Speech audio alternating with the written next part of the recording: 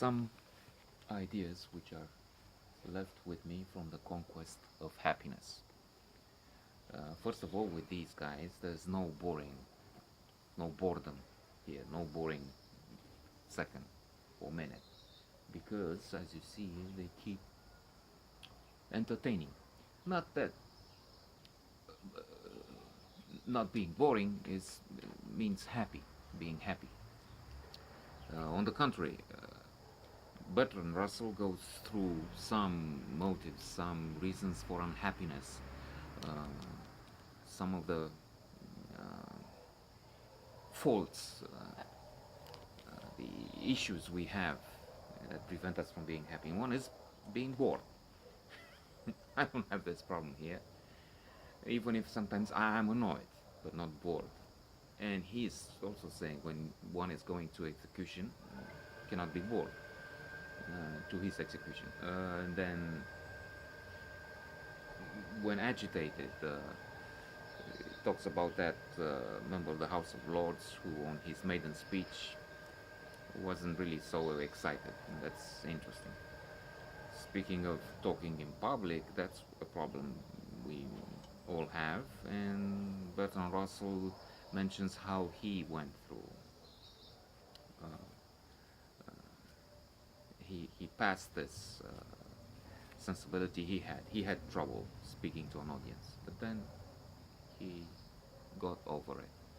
We worry too much, and at moments when there's no point that we at night we don't sleep because we think, what will happen with this guy?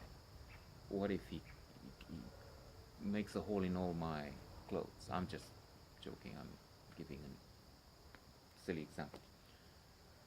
What if they fight? They keep fighting and they hurt each other. There's no point in worrying. You deal with it when it happens and when there's something you can do about it, not just all the time for nothing. And then there's envy. He talks about envy and he mentions an example from his own experience, among others, wherein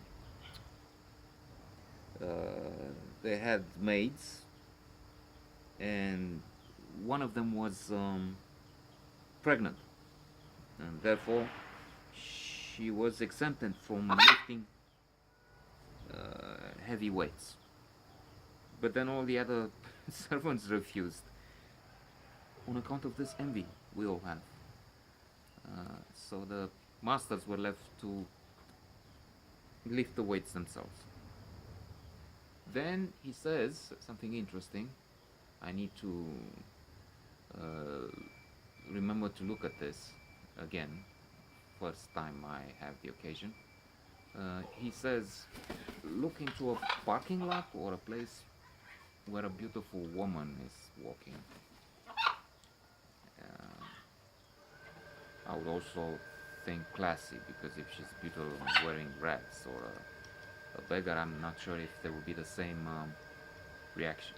But when a beautiful, imposing woman is walking and there are other women around, they all watch her. And the idea is envy, suggested by Bertrand Russell in this example of his. And this indeed is verified, confirmed by positive psychology with modern up-to-date tests and experiments. And Sonia Lubomirsky from the University of California, a pillar of positive psychology, one of the best experts there are, mentions in The How of Happiness as the third rule of happiness out of 12, do not compare yourself with others. That's the source of so much unhappiness. She has a better car, more expensive clothes, the grass is greener there, or that's stupid.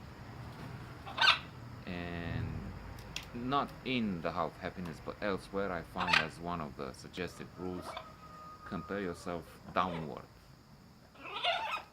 I think the idea is to realize that even if there are problems here, these guys are making noise, this is nothing to compare with the plight, the suffering of the Syrian refugees, for instance. Not to mention those who live in Aleppo and are bombed by the damn Putin clique.